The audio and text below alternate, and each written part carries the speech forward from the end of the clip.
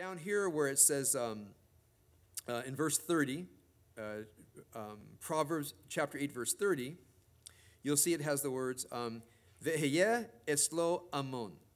I was with him and amon. Now that's the key. Because wisdom says, I function in a different way. Yes, I'm wisdom, but I was an amon. So the first thing you want to know is, what is amon mean? Aleph, mem, vav, nun sofit.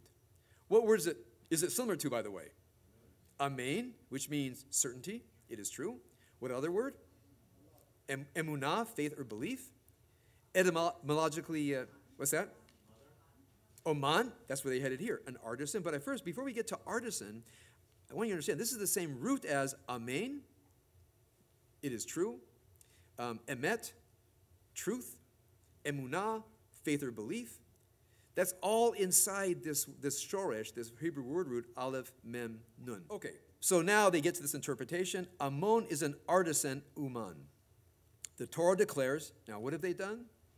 They've equated the Torah with chokhmah. You see the move? Who's speaking in Proverbs 8:22? Chokhmah. The rabbis say that's the same as Torah. This is evidence that the word Torah went from naming a scroll to meaning the wisdom in the mind of God.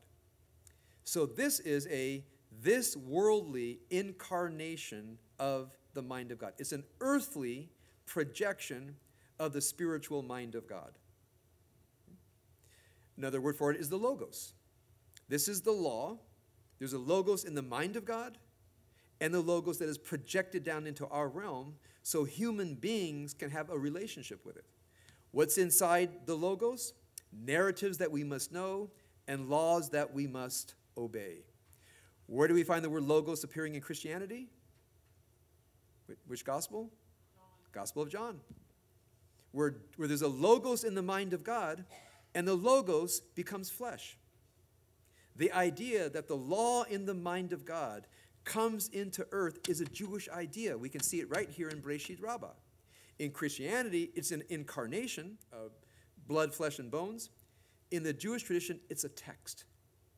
And the text, you might say, is the medium of the mind of God into our realm. So with this, they're saying, yes, there's chokhmah in the upper realms, but the chokhmah is the same as this, but not in the limited sense, because there's another verse in Bereshit Rabbah that says that is called chokhmah ila'a, or chokhmah shel mala, the upper wisdom in the mind of God. So they're saying this in human practice, when a mortal builds a palace, he doesn't build it out of his head, but an architect uses plans and diagrams, etc. Thus, God consulted the Torah to create the world. The Torah declares, Bereshit, in the beginning. Reshit means chokhmah. So here, where it says, I am wisdom, see in verse 8:12, I am wisdom, ani chokhmah. And then verse 8:22, where it says, I am Reshit. Okay, now you see the A equals B equals C, for those of you who are following me. 1, I am wisdom. 2, I am Reshit. 3, Reshit equals Torah. Okay? Now, no logician would accept this. Okay? This doesn't obey any rules of logic. So they're just pushing this through, but here's what they come to. Bereshit does not mean in the beginning. It means through the medium of wisdom / Torah, God created the heavens and the earth. That's the first thing they want to say. When you read in the beginning God created, they say that's not how we read it. When we read it, it says, by means of wisdom, parentheses, Torah, God created the heavens and the earth, and therefore Torah is not the 5 books of Moses. Torah is the mind of God. That's just a representation of the mind of God. And that's something that the rabbis want us to remember. That is not the Word of God.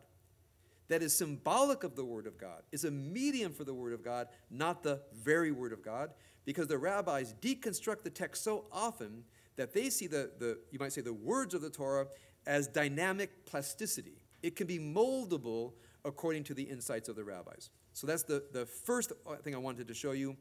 When the rabbis read Genesis, how were they reading it? Say shalom, bimomar, say shalom,